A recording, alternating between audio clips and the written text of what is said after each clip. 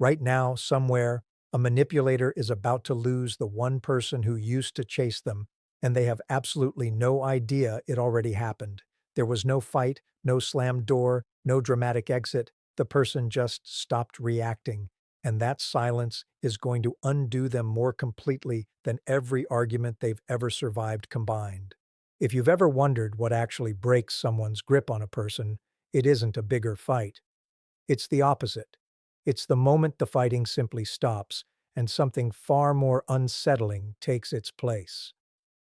Stay with me, because by the end of this, you're going to look at quiet people very differently. Here's something almost everyone gets backwards. We assume the giver in these dynamics is the weak one, soft, sensitive, easy to talk into anything.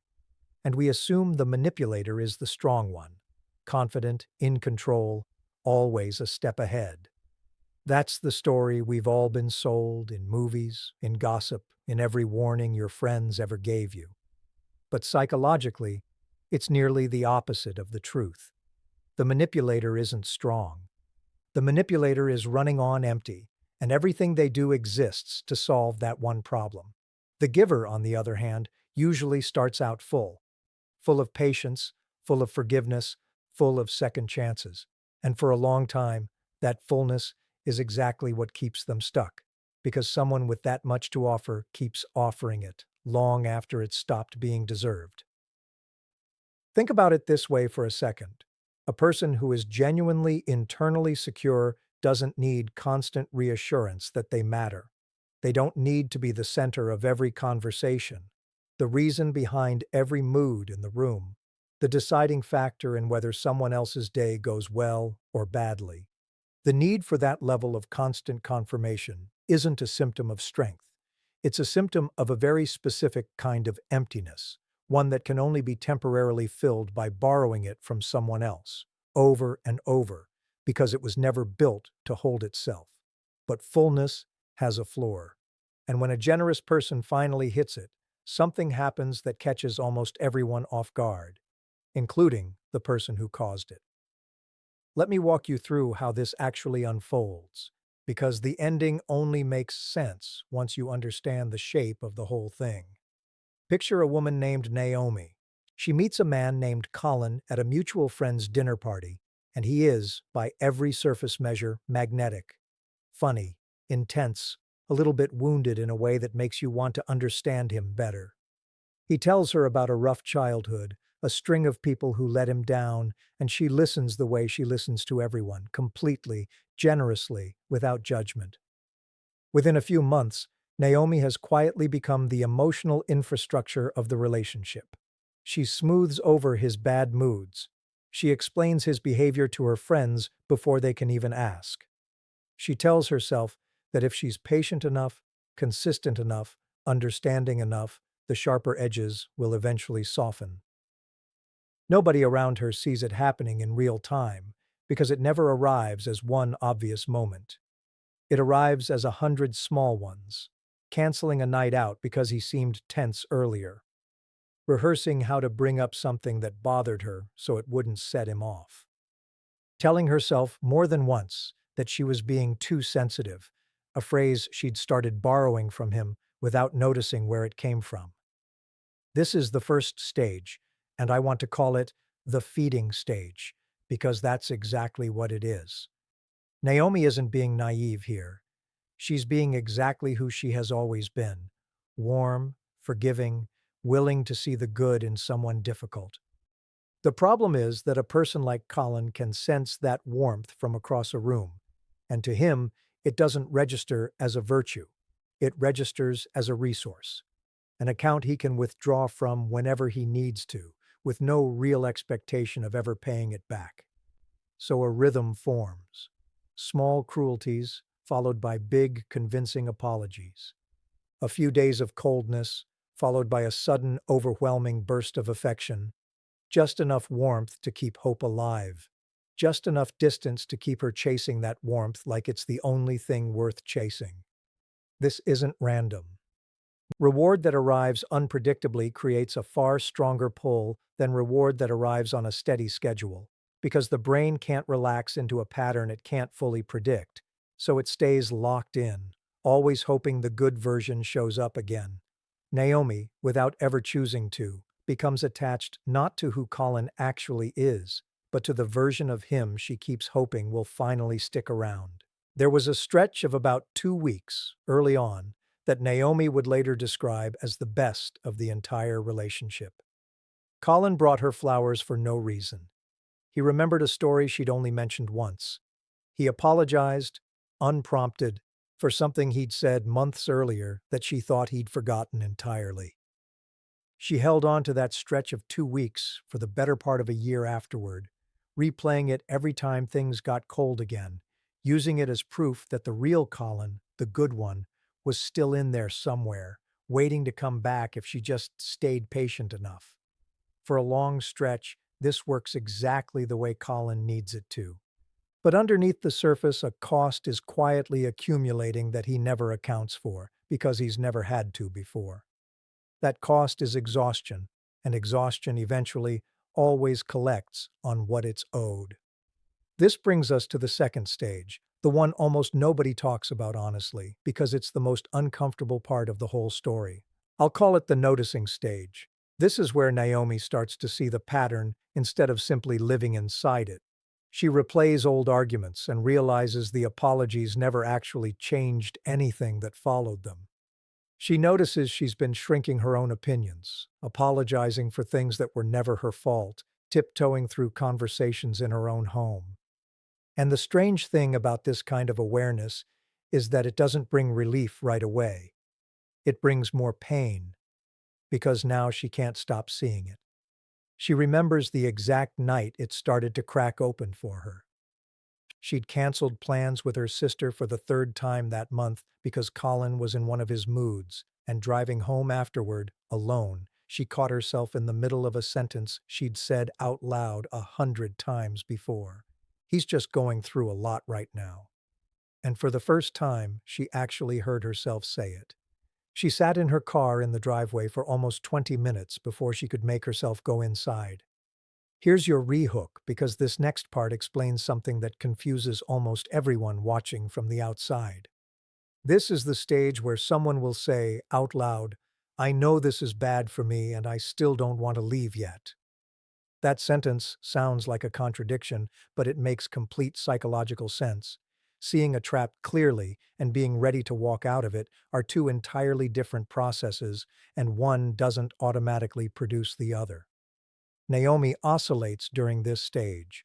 One week she sets a boundary. The next week she's apologizing for having set it. One month she's quietly researching apartments.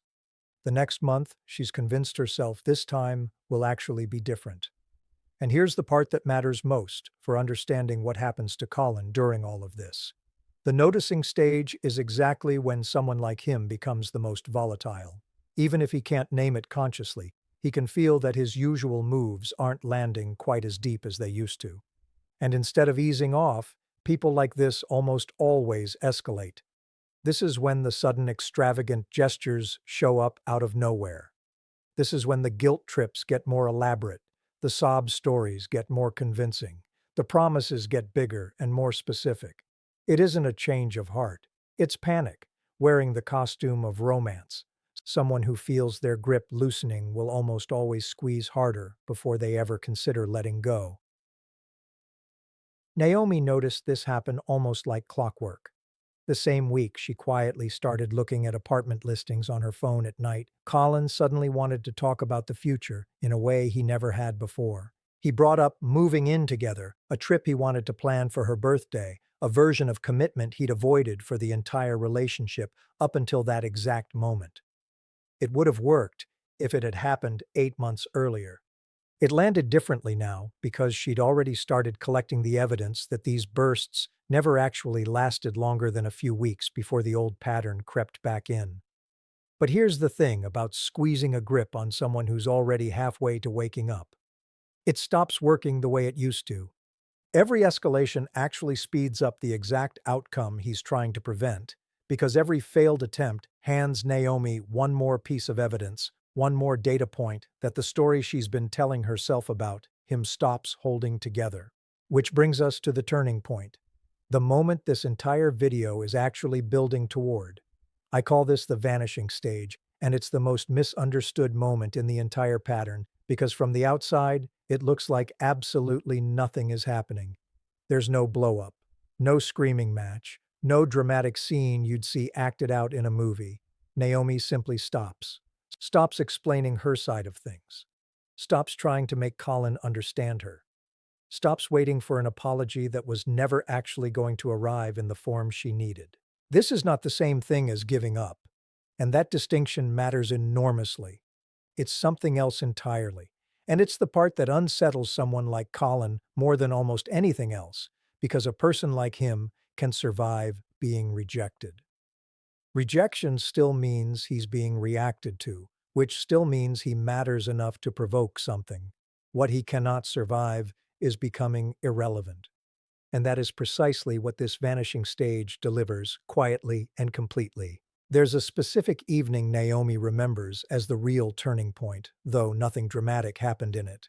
Colin had said something cutting about her job, the same kind of comment that used to send her into a spiral of over-explaining herself for an hour. This time she just looked at him for a second, said, "Okay," and went back to what she was doing. No slammed door, no tears, no follow-up text an hour later trying to smooth things over. Colin brought it up twice more that week, clearly waiting for the argument he was used to having, and both times she just didn't take the bait. He started acting strange around her within days, unsettled in a way she'd never seen from him before, and she realized, almost by accident, that she'd found the one response he genuinely didn't have a script for. Think about how someone like this actually operates underneath all the charm. Their entire sense of self runs on being at the center of somebody's emotional world. Every performance, every guilt trip, every burst of charisma or cruelty exists to keep them positioned at the middle of your attention. As long as you're reacting, crying, arguing, pleading, explaining yourself, even resenting them, you're still supplying exactly what they run on.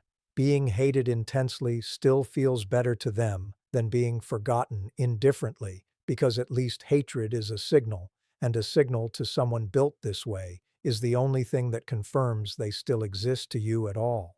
This is why you'll sometimes see someone like Colin provoke a fight seemingly out of nowhere, right when things have gone quiet for a stretch. It looks irrational from the outside, picking arguments over nothing, digging up old grievances that were supposedly resolved months ago, but it makes complete sense once you understand what silence actually feels like to someone whose entire identity depends on being reacted to. A fight, even an ugly one, is still proof of life. Indifference offers no such proof, and that absence of proof is far more threatening to him than any amount of anger ever could be. So when Naomi finally goes quiet, not cold, not cruel, simply quiet, something breaks in the dynamic that can never fully be put back together. There's nothing left for Colin to pull on, no emotional thread left to tug. He can run the exact same guilt trip that used to work flawlessly, and now it just lands flat, like a joke nobody laughs at. There is nothing more disorienting to someone who runs entirely on other people's reactions than silence sitting exactly where a reaction used to be. Here's what's actually happening underneath that silence, because it isn't emptiness at all. It's the opposite. It's assembly. Naomi is putting herself back together, piece by piece, in real time. For most of this relationship, she's been operating from only one half of who she actually is. The soft half, the forgiving half, the half that keeps extending chances because she genuinely believes people can grow if you love them patiently enough. But somewhere during the noticing stage, she started reconnecting with the other half of herself, the half she'd learned somewhere along the way to keep quiet. Her anger, her limits, her ability to simply walk away without needing anyone's permission or approval to do it. This is the actual turning point, and it has almost nothing to do with Colin at all. It's not about winning some invisible argument with him. It's not about proving she was right the whole time. It's about her finally allowing herself to feel the things she'd spent months, maybe years, calling overreactions. The exhaustion she used to label as ungrateful. The instinct to walk away that she used to dismiss as dramatic. Once she stops arguing with her own feelings, she stops needing to argue with him either, and the entire foundation of the dynamic simply stops holding weight. It's worth naming what this actually looks like day to day, because it's much less dramatic than people expect. It doesn't look like a single powerful moment of clarity where everything changes at once. It looks like Naomi going to bed one night without replaying the day's conversation for the fourth time and realizing the next morning that she simply hadn't needed to. It looks like her answering a text from Colin an hour later instead of the moment it arrived, not out of strategy, just because her attention had genuinely been somewhere else. It looks like laughing at something with a friend and realizing, mid-laugh, that she hadn't thought about him once that entire evening. None of these moments feel significant while they're happening. They only reveal their size in hindsight, once enough of them have piled up to become a completely different way of living. Manipulation only functions on someone who is still negotiating with themselves. It has no leverage on someone who has already made peace with a decision. Before I go further, I want to widen this out for a second, because this exact pattern isn't limited to romantic relationships, even though that's where it shows up the most dramatically.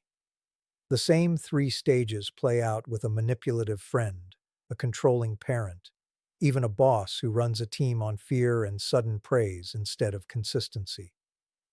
The feeding stage looks like constantly over-functioning to keep the peace. The noticing stage looks like finally naming, even just to yourself, that something about this relationship costs more than it gives back. And the vanishing stage looks like the day you stop performing the reaction they've come to expect from you, whether that reaction is anger, tears, over-explaining, or endless second chances. Anyone who has built their sense of control around your predictable response will feel the exact same disorientation the moment that response stops arriving, regardless of what kind of relationship it is. This is exactly why someone who's finally reached their limit becomes far more dangerous to a manipulator than any confrontation ever could be. Not dangerous in the sense of cruelty. Naomi doesn't become the villain here. She doesn't seek revenge, replay every wrong Colin ever did just to make him feel small, or try to burn down his reputation to strangers. Doing any of that would still mean she's handing him her attention, and she's finished doing that. She becomes dangerous in a much quieter sense. She becomes completely unusable to him. There's no lever left that moves her. No guilt heavy enough to shift her. No apology sweet enough to reopen a door that's already sealed from the inside, by her, on her own terms. Think about every tool a manipulator actually has in their kit. Guilt works because the other person still feels responsible for the manipulator's well-being. Charm works because the other person still wants to believe in the good version of them. Fear of losing them works because the other person still values keeping them around more than they value their own peace. Every single one of these tools requires the same raw material to function, which is the other person's continued emotional investment. Once that investment is withdrawn, completely and genuinely, every tool in that kit becomes a wrench turning on a bolt that's already been removed. It doesn't matter how skillfully it's used, there's simply nothing left for it to grip. This is also why trying to punish a manipulator with your indifference never actually works nearly as well as genuine indifference does.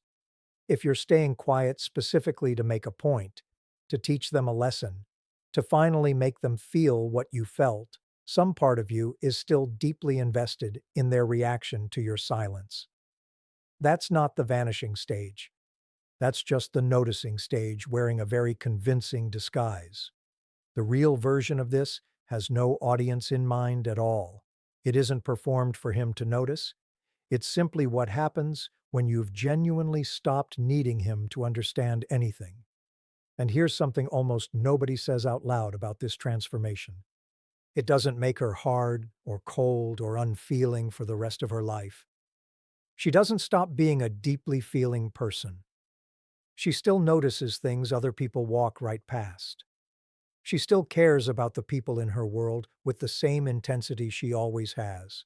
The difference is, she no longer hands her nervous system over to someone who's already proven, repeatedly, that they'll mishandle it. She feels everything, and she grants access to almost no one. And that particular combination, depth of feeling paired with real enforced limits, might be the single most powerful psychological state a person can reach. People who watch Naomi from the outside after all of this often use the word different without being able to explain exactly what changed. She isn't guarded in the way people usually mean when they use that word. She still laughs easily. She still asks people how they're really doing and actually waits for the answer. What's different is much harder to name. It's the absence of a specific kind of urgency that used to sit underneath everything she did, the urgency of trying to manage someone else's mood before it managed her. Without that urgency running quietly in the background, she simply has more of herself available for everything else in her life, and people notice that even when they can't quite put a word to it. If you've ever watched someone go through exactly this kind of shift, or maybe watched yourself go through it, you already know the specific look that shows up on a person's face once they've genuinely let go. It isn't anger, it isn't sadness, even though both of those visited on the way there. It's calm. A particular kind of calm that used to be impossible to access around this person, and once it finally arrives, it tends to stay. I want to be careful about one thing here because it matters more than almost anything else in this video. None of this is a strategy to perform. If you find yourself going quiet specifically to punish someone, or to manufacture a reaction, or to force them to chase you, that's not this. That's just the old cycle wearing new clothes, and a person like Colin can usually sense the difference between real detachment and a performance of it within days. The vanishing stage we're talking about here isn't a move. It's a byproduct of someone finally being done negotiating with their own feelings. You can't fake your way into it, and trying to will keep you exactly as stuck as you were before. So let's bring this back to where we started. Why does someone who's finally had enough become more disarming than the person who caused it? Because a manipulator's entire sense of self depends on being needed by someone who is still willing to explain herself, still willing to hope, still willing to chase an understanding that was never actually available to begin with. The moment all of that stops, he isn't left with a fight to win. He's left completely alone with himself, and that has always been the one thing he could never survive without an audience. There's a strange kind of grief that comes with reaching this point, one that rarely gets talked about. It isn't grief over losing him. It's grief over the time spent believing a version of him that was never quite real, and the version of yourself that got smaller trying to reach it. That grief is allowed to exist right alongside the calm. They aren't in conflict with each other. One is simply what's left over from the years it took to arrive at the other. If any part of what I just described felt uncomfortably familiar, that's not a coincidence, and it isn't a weakness either. That discomfort is recognition, and recognition, every single time, is the first quiet step before everything else finally starts to change. Not because you fought harder, because you finally stopped fighting at all and let the silence do what 1,000 arguments never could.